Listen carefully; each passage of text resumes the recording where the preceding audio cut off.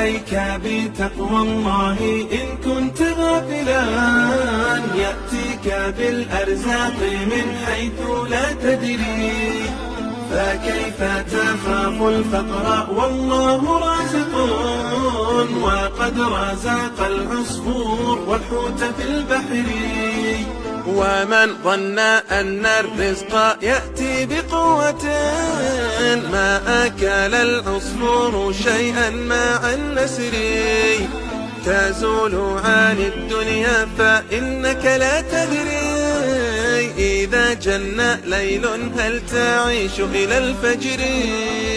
عليك بتقوى الله إن كنت غافلا، يأتيك بالأرزاق من حيث لا تدري، فكيف تخاف الفقر والله رازق، وقد رزق العصفور والحوت في البحر. فكم من صحيح مات من غير علة، وكم من سقيم عاش حينا من الدهر، وكم من فتى أمسى وأصبح